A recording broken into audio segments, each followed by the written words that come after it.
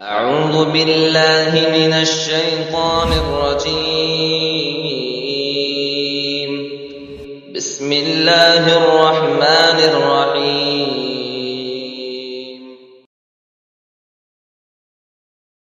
والعصر إن الإنسان لفي خسر إلا الذين آمنوا وعملوا الصالحات وتواصوا بالحق وتواصوا بالصبر۔ محترم حاضرین، اللہ تبارک و تعالی نے دنیا کے تمام انسانوں کے لیے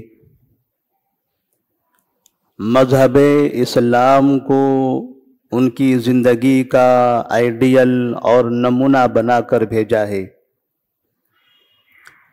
ہر انسان کے لیے ضروری ہے کہ اسلام کی اتباع کرے، اس کی پیروی کرے، اس پر عمل کرے، اس کے مطابق زندگی گزارے۔ زمین اللہ کی ہے، آسمان اللہ کا ہے۔ زمین و آسمان کے درمیان کی تمام چیزیں اللہ کی ہیں۔ اس کا خالق اللہ ہے، اس کا مالک اللہ ہے۔ انسانوں کو پیدا کرنے والا اللہ تبارک و تعالی ہے۔ تو ظاہر سی بات ہے، جس نے ان سب کو پیدا کیا ہے، جو ان سب کا خالق اور مالک ہے، عبادت بھی اسی کی ہونی چاہیے۔ دنیا میں بہت سے ایسے انسان ہیں جو اللہ تبارک و تعالیٰ کے اس فارمولے کو، اللہ تبارک و تعالیٰ کے اس پیغام کو، اللہ تبارک و تعالیٰ کی اس بات کو نہیں مانتے، اور وہ شرک اور کفر کے راستے پر، یعنی رب سے بغاوت کرتے ہوئے دنیا میں اپنی زندگی گزارنا چاہتے ہیں۔ وہ اپنا تعلق اپنے رب سے توڑ دینا چاہتے ہیں۔ وہ اللہ تبارک و تعالیٰ کے دیے گئے مذہب اسلام پر عمل نہیں کرنا چاہتے۔ وہ چاہتے ہیں کہ اس دنیا کے اندر ہماری اپنی مرضی چلے۔ ہم اس دنیا میں پیدا ہوئے ہیں اور زندگی ہم اپنی مرضی کے مطابق گزاریں گے۔ ہم جیسا چاہتے ہیں اس طرح سے رہیں گے۔ ہمیں کسی ایک کی طرف مائل کرنے کی کوئی ضرورت نہیں ہے۔ کوئی ہمیں کوئی دوسرا راستہ نہ سمجھائے۔ ہم اپنی مرضی سے اپنا راستہ منتخب کریں گے۔ اور یہ افراد جو اس راستے پر چل رہے ہیں، ان کی یہ خواہش ہے کہ دنیا میں وہ لوگ جو اللہ کی طرف بلانے والے، اسلام پر عمل کرنے والے ہیں، ایسے لوگ بھی ہمارے درمیان نہ رہیں۔ ہمارے درمیان ایسے لوگوں کی کوئی ضرورت نہیں ہے۔ اس لیے اہل کفر کرنے والے، شرک کرنے والے، رب سے بغاوت کرنے والے لوگ ہمیشہ اسلام پر عمل کرنے والے لوگوں سے نفرت کرتے ہوئے نظر آتے ہیں۔ ہمیشہ رب کے پیغام اور رب کے دین پر عمل کرنے والے لوگوں سے جنگ و جدال کرتے ہوئے دکھائی دیتے ہیں۔ وہ یہ چاہتے ہیں کہ اپنی زبان سے، اپنی فکر سے، اپنی طاقت سے، اپنی قوت سے، اپنی سیادت سے، اپنی قیادت سے، جس طرح سے بھی ممکن ہو، رب کے پیغام کو ماننے والے، دین اسلام پر عمل کرنے والے، ان سب کو اپنی زندگی سے دور کر دے۔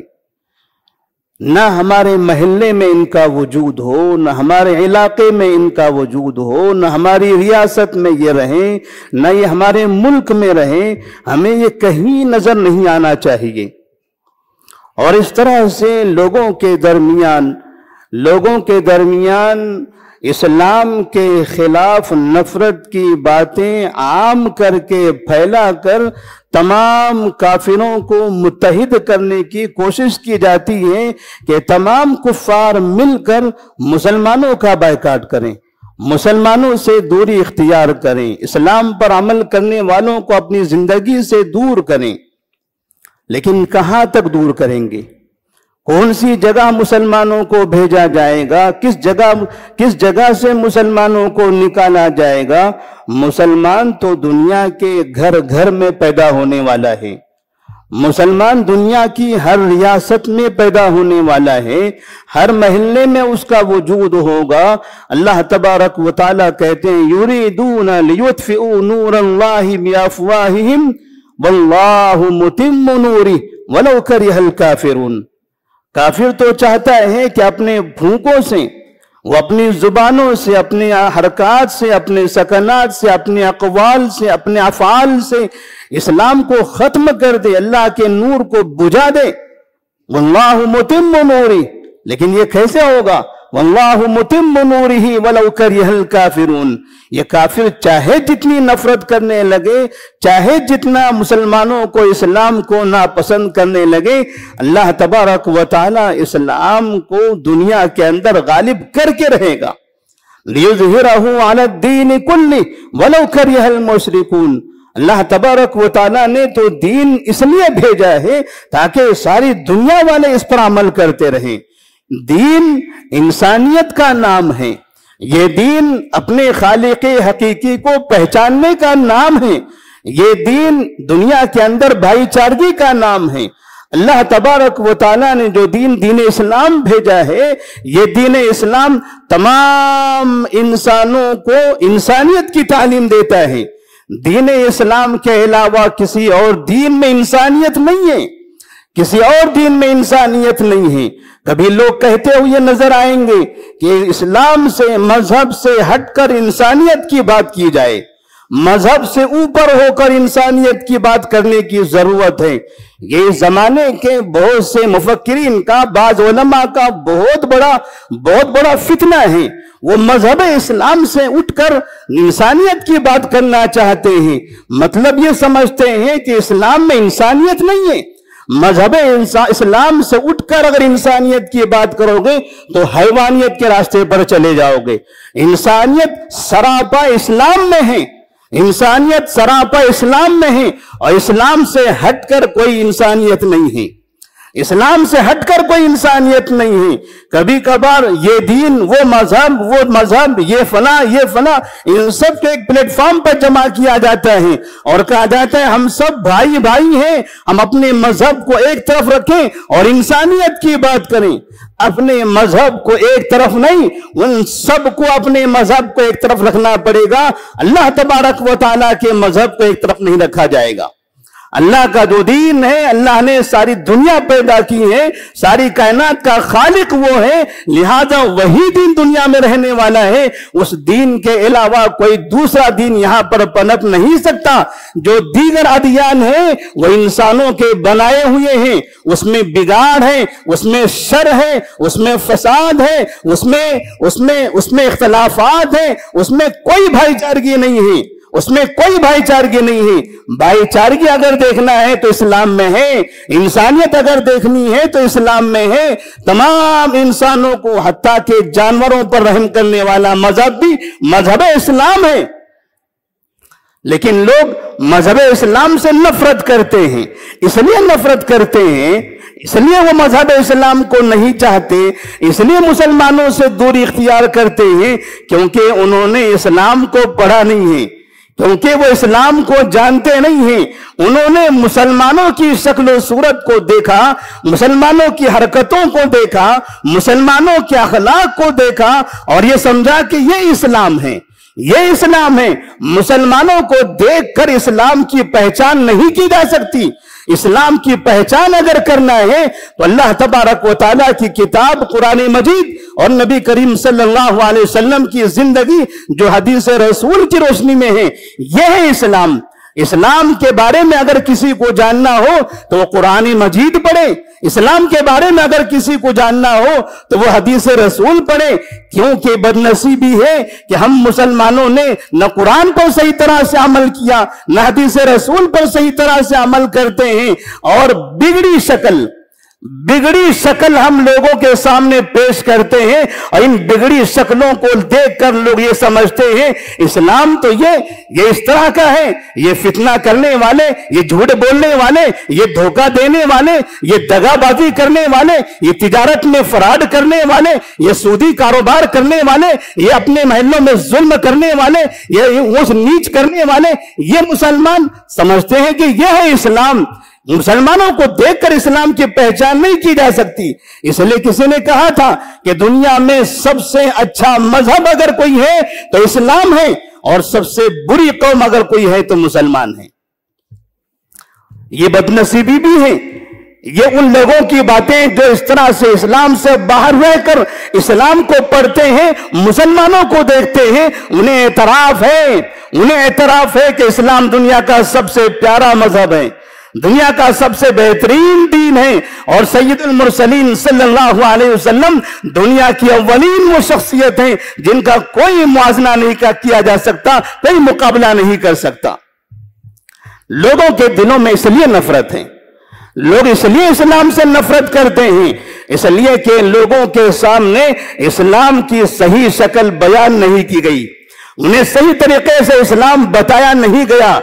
नबी करीम सल्लल्लाहु अलैहि वसल्लम उहद के मैदान में जब उहद पहाड़ के ऊपर खड़े थे, आपके चेहरे से खून टपक रहा था, आपका चेहरा जख्मी हो गया था, सामने से तीरों की बरसात हो रही थी। आप कह रहे थे अल्लाहुम्मा हदी कौमी फइन्नहुम ला यअलमून, अल्लाहुम्मा हदी कौमी फइन्नहुम ला यअलमून। अल्लाह ये मेरी कौम, ये मोहम्मद है, ये सैयदुल मुरसलीन है, ये खातमुन नबीयीन है, अल्लाह का सबसे महबूब बंदा है, इमामुल अंबिया है, इन पर तीरे चलवाते, ये इन पर तीर बरसा रहे, इन पर नेज़े दाग रहे। अल्लाहुम्मा हदी कौमी फइन्नहुम ला यअलमून, अल्लाह मेरी इस कौम को हिदायत दे दे। जानते नहीं है, ये जानते नहीं है इस्लाम क्या है, इन्हें नहीं पता है इस्लाम किसे कहते हैं, ये नहीं जानते कि सैयदुल मुरसलीन किसको कहा जाता है, अल्लाह का नबी कौन होता है, नबी का काम क्या होता है उसको पता नहीं है।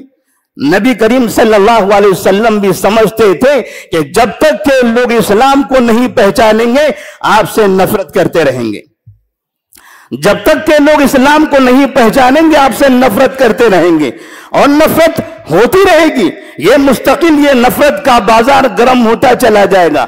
आज हम देख रहे हैं महाराष्ट्र में इंतखाबात करीब हैं, पूरे हिंदुस्तान के अंदर जहां देखो वहां अलग अलग किस्म की बातें इस्लाम के बारे में, कभी हिजाब के बारे में, कभी जिहाद के बारे में, कभी कुरान के बारे में, कभी नबी के बारे में, कभी शरीयत के बारे में, कभी दाढ़ियों के बारे में, और न जाने कौन कौन से मुद्दे उठाकर लोगों को भड़काया जाता है, लोगों के दिलों में नफरतें दाखिल की जाती हैं और ये समझा जाता है कि लोगों अगर इस सरकार में, इस कुर्सी पर, इस रियासत में, यहाँ की हुकूमतों पर अगर मुसलमान आ जाएंगे तो याद रखना तुम्हारा हशर बुरा होगा, ये तुम्हारे साथ बहुत बुरा बर्ताव करेंगे।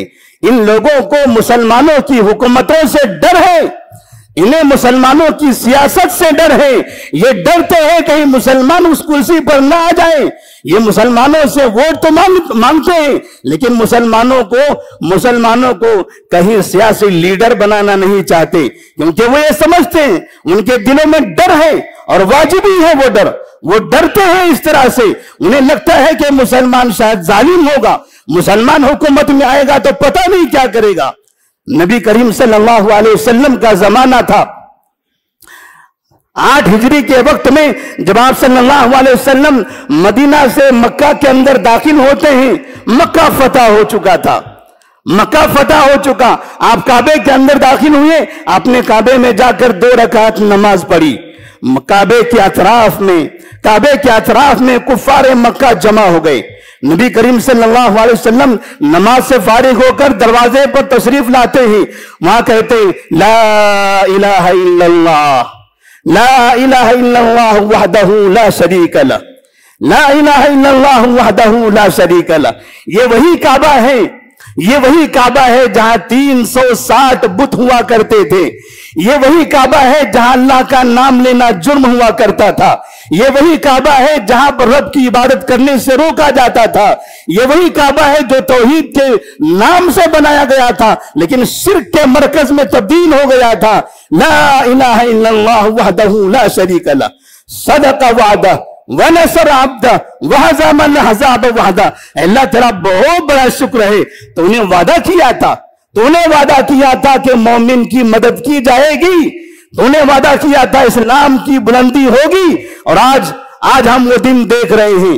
آپ صلی اللہ علیہ وسلم کعبے کی چوکھٹ پر کھڑے ہیں، سامنے کی طرف نظر دوڑاتے ہیں، پتہ چلتا ہے کہ کفار مکہ سر جھکائے کھڑے ہیں، کفار مکہ سر جھکائے کھڑے ہیں، شرمندہ ہیں، اپنے کیے پر افسوس کر رہے ہیں، بدن کانپ رہا ہے، آنکھوں سے آنسو جاری ہیں، بدن سے پسینہ چھوٹ رہا ہے۔ وہ سوچ رہے ہیں کہ یہ محمد اب کیا حکم صادر کرنے والے ہیں، یہ محمد اب کیا حکم صادر کریں گے۔ یہ محمد اور ان کے ساتھیوں کو ہم نے بہت ستایا، ہم نے ان پر بہت ظلم کیا، ان کا رہنا دوبر کر دیا تھا، ان کی آبادیوں کو چھین لیا تھا، ان کی معیشت کو برباد کر دیا تھا، ان کو بے گھر کر دیا تھا، ان کو قتل کرنے کی ہم نے کوششیں کی تھی۔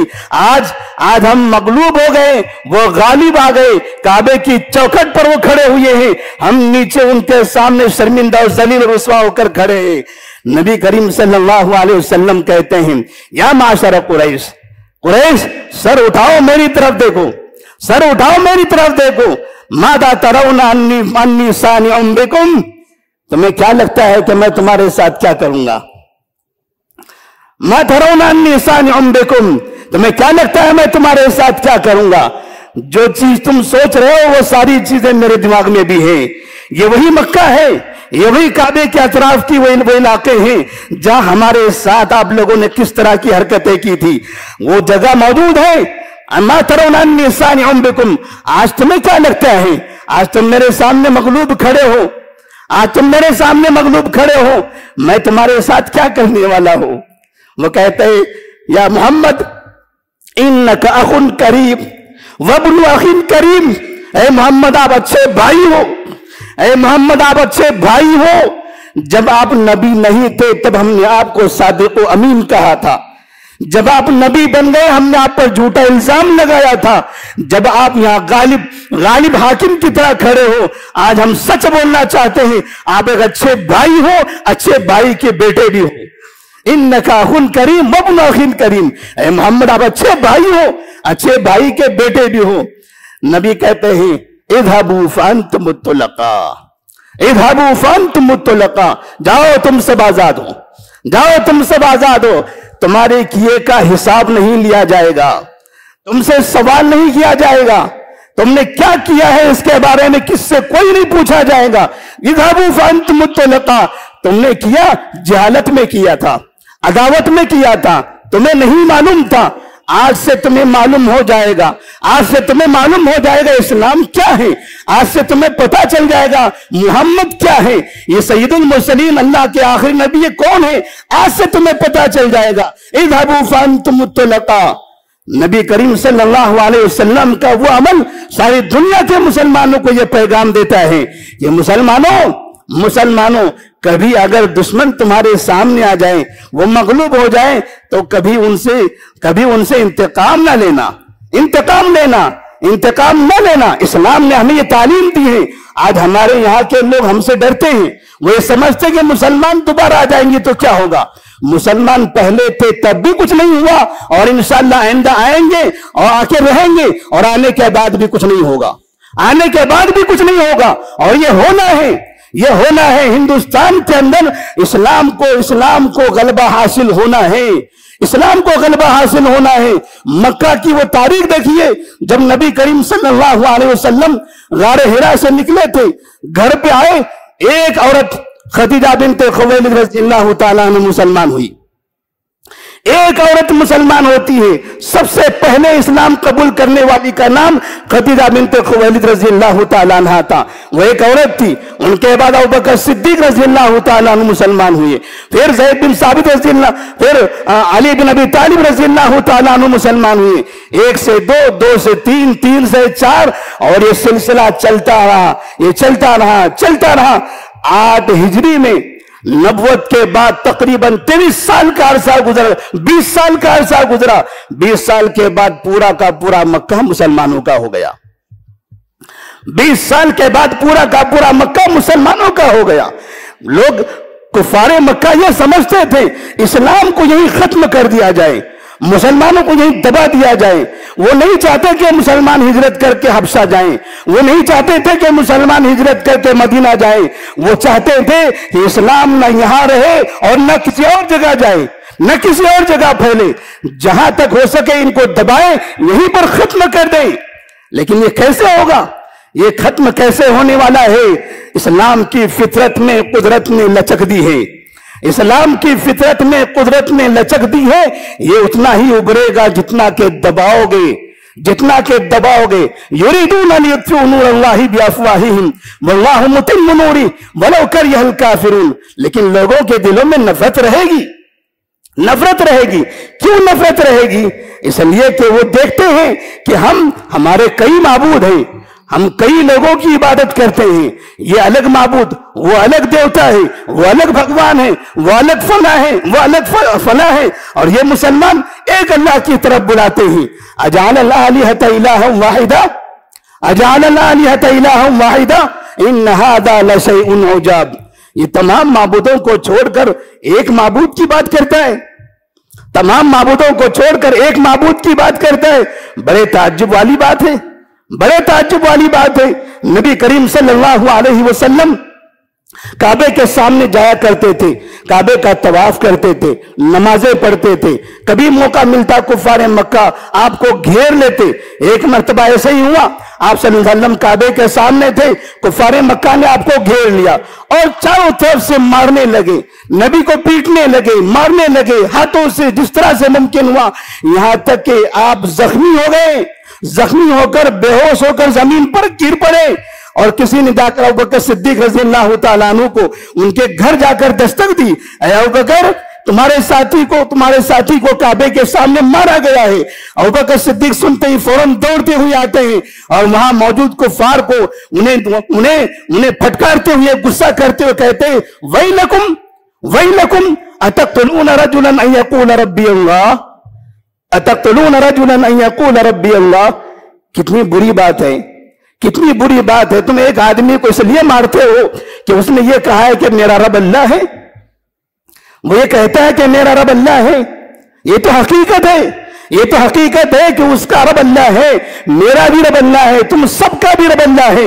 اپنے رب کو مانو، اپنے رب کو مانو، یہ جھوٹے معبودوں کو چھوڑ دو، ان جھوٹے معبودوں کو چھوڑ دو۔ یہ سننا تھا کفار مکہ نے ابوبکر صدیق رضی اللہ تعالیٰ عنہ کو بھی مارا۔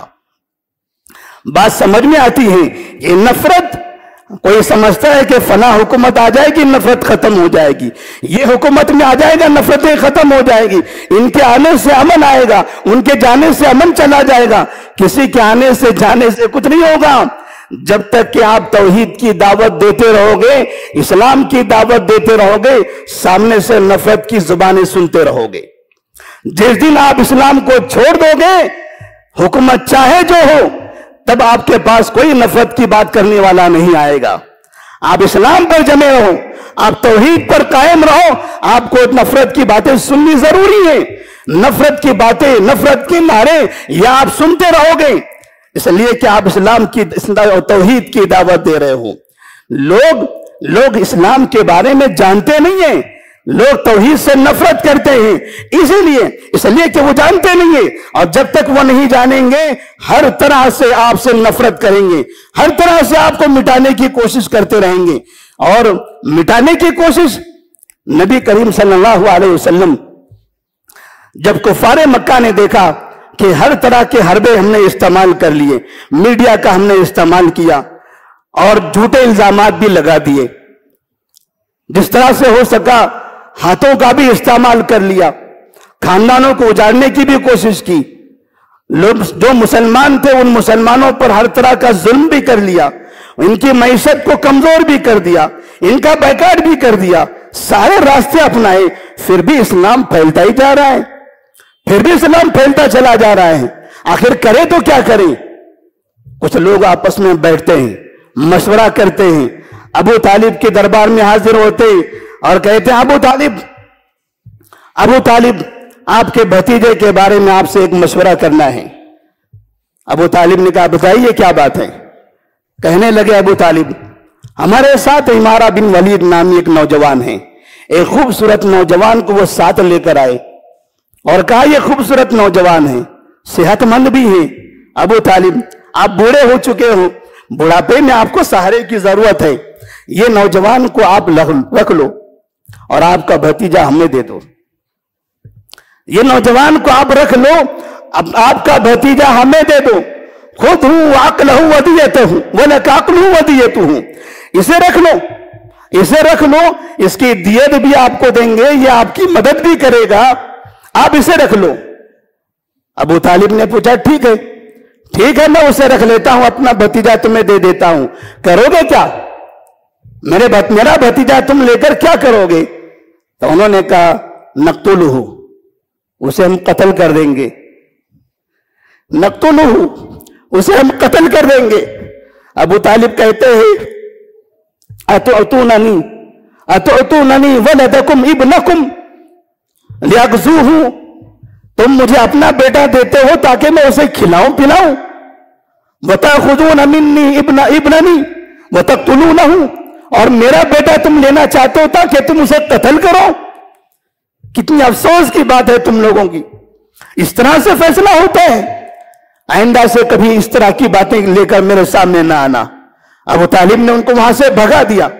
نبی کریم صلی اللہ علیہ وسلم کے بارے میں وہ یہ چاہتے تھے، جب وہ دیکھ رہے تھے کہ اسلام دبتا نہیں ہے، اسلام مٹتا نہیں ہے، مسلمانوں کی تعداد گھٹتی نہیں ہے، یہ بڑھتے ہی چلے جا رہے ہیں، تو یہ اس کی وجہ کون ہے، جڑ کون ہے، کہاں سے یہ سب پھیل رہا ہے؟ یہ ہے محمد بن عبداللہ، اس کا خاتمہ کر دو اسلام مٹ جائے گا، اس کا خاتمہ کر دو مسلمانوں کی تعداد گھٹ جائے گی، مسلمان بڑھنا بند کر دیں گے۔ نبی کریم صلی اللہ علیہ وسلم یہ سارے مناظر دیکھ رہے تھے۔ اس وقت آپ کی عمر تقریباً 50 سال کے قریب تھی۔ قوم کے لوگ آپ سے مطالبہ کر رہے ہیں کہ آپ کو ان کے حوالے کر دیا جائے تاکہ آپ کو قتل کر دیا جائے۔ نبی صلی اللہ علیہ وسلم صبر کرتے رہے، والعصر ان الانسان لفی خسر الا الذین آمنوا وعملوا الصالحات وتواصوا بالحق وتواصوا بالصبر۔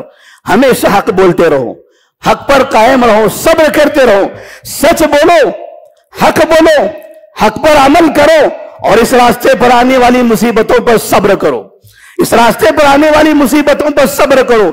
جب بھی آپ سچائی کی تعلیم دو گے مصیبتیں آئے گی، جب آپ توحید کی تعلیم دو گے مصیبتیں آئے گی، جب آپ اسلام سے دور بھاگو گے مصیبتوں سے آپ کو چھٹکارا مل جائے گا۔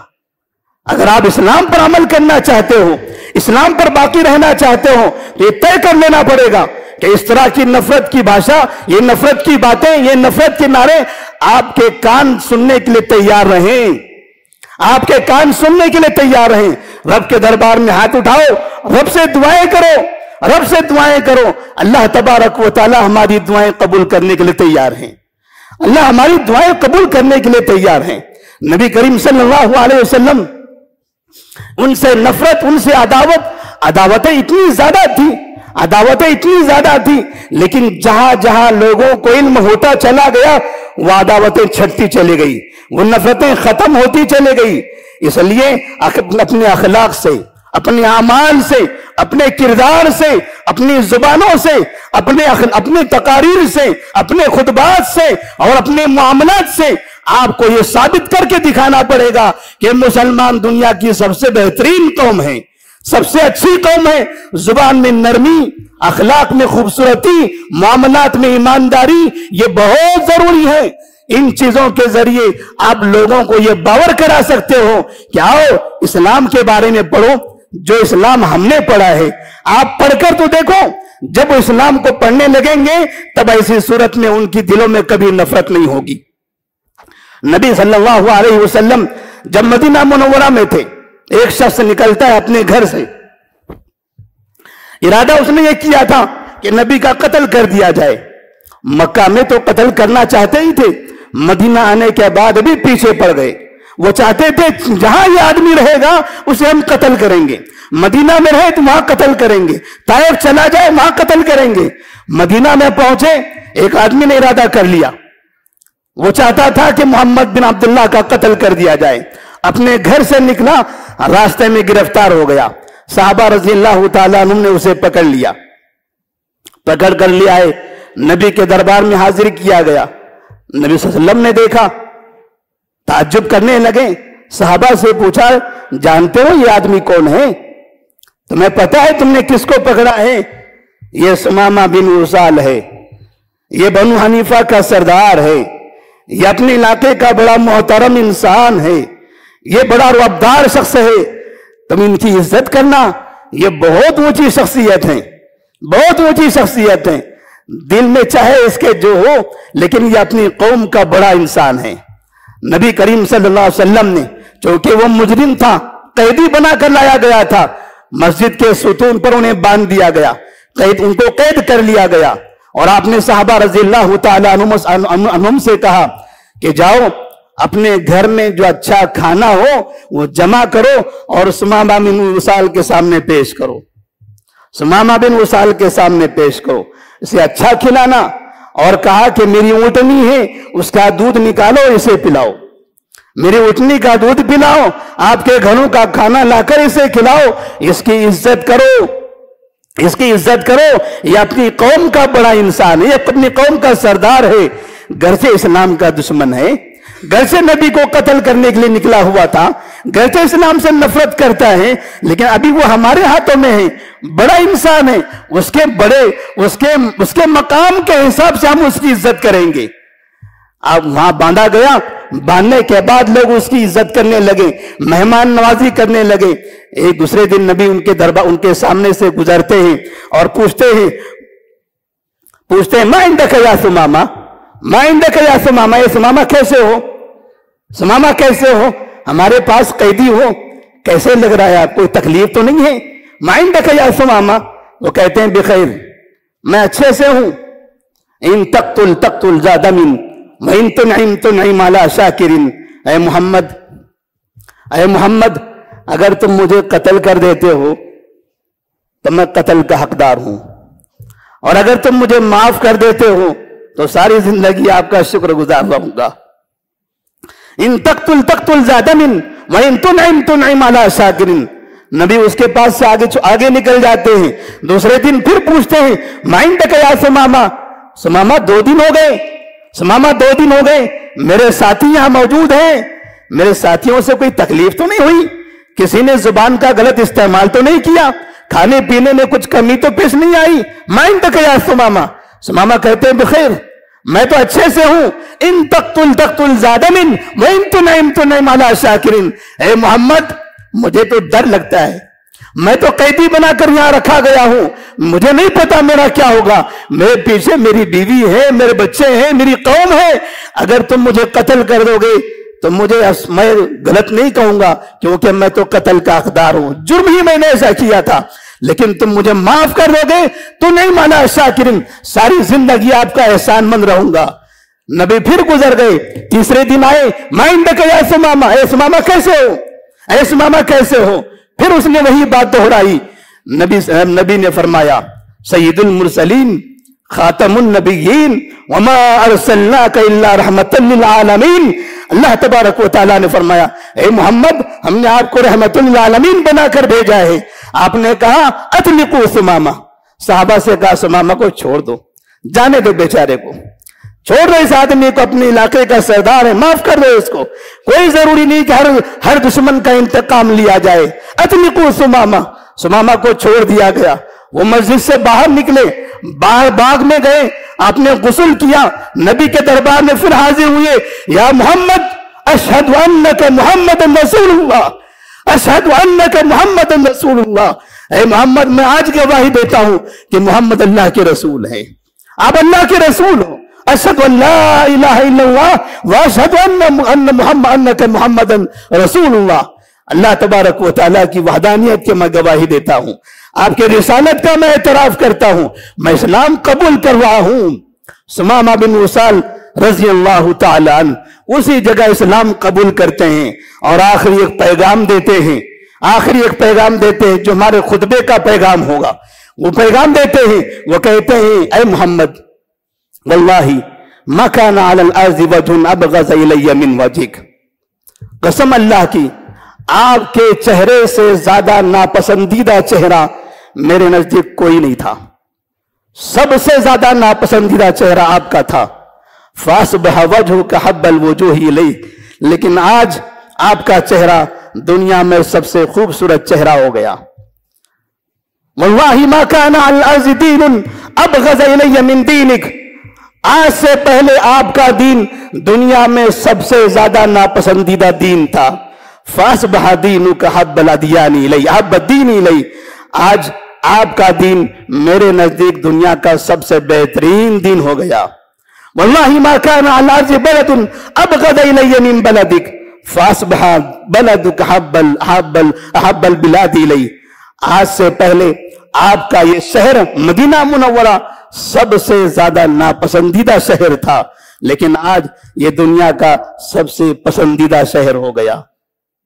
اس لیے کہ میں نے آپ کے اخلاق کو، آپ کے کردار کو، آپ کے دین کو، آپ کے اسلام کو، آپ کی دعوت پر عمل کرنے والوں کو، عبادت کرنے والوں کو، رب کو ماننے والوں کو، ان لوگوں کو اپنی آنکھوں سے دیکھا ہے، میں نے ان کو اپنی آنکھوں سے دیکھا، ان صحابہ کو میں نے اپنی آنکھوں سے دیکھا، ایک دشمن کے ساتھ انہوں نے کیا رویہ اپنایا، کیسے مہمان نوازی کی، کیسے اچھے اخلاق سے پیش آئے، یہ کیسے فجر میں، ظہر، عصر، مغرب، عشاء 5 وقت کی رب کی عبادت کرنے کے لیے مسجد میں آتے رہے، یہ ہر حالت میں اس طرح سے میں نے ان کو اپنی آنکھوں سے دیکھا۔ آج مجھے سمجھ میں آیا اسلام کیا ہے، پہلے میں نہیں جانتا تھا، مجھے نہیں پتا تھا اسلام کیا ہے، اس لیے میں نفرت کرتا تھا، آج مجھے پتا چلا اسلام کیا ہے، اس لیے میں اسلام سے محبت کرنے لگا ہوں۔ ضروری ہے کہ مسلمان اپنے اخلاق سے، اپنے اعمال سے کافروں کو یہ بتائے اسلام یہ ہے، اسلام اس کو کہتے ہیں، یہ محبت والا دین، یہ رحمتوں والا دین، یہ الفتوں والا دین، یہ ایمانداری کا دین، یہ بھائی چارگی کا دین ہے، یہ انسانیت کا دین ہے۔ اس دین کو چھوڑ کر دنیا کا کوئی دین آپ کو کامیاب کرنے والا نہیں ہے۔ اللہ سے دعا ہے اللہ تبارک و تعالی ہم تمام کو اپنے مذہب اسلام پر صحیح طرح سے عمل کرنے کی توفیق عطا فرمائے، اپنے اخلاق کو سنوارنے کی توفیق عطا فرمائے۔ اس ہندوستان کے اندر مسلمانوں کے لیے ضروری ہے کہ وہ کافروں کے ساتھ اچھا برتاؤ کرے، اچھے اخلاق کا مظاہرہ کرے، اچھی زبان کا استعمال کرے، اچھے معاملات سے پیش آئے، تو ایسے جیسے سمامہ بن وصال کی زندگی میں تبدیلی آئی تھی، یہاں کے بڑے بڑے حکمرانوں کے اندر بھی وہ تبدیلی آ سکتی ہے۔ جب اس زمانے میں ممکن تھا تو آج کے زمانے میں ممکن کیوں نہیں ہو سکتا؟ وآخر دعوانا الحمدللہ رب العالمین۔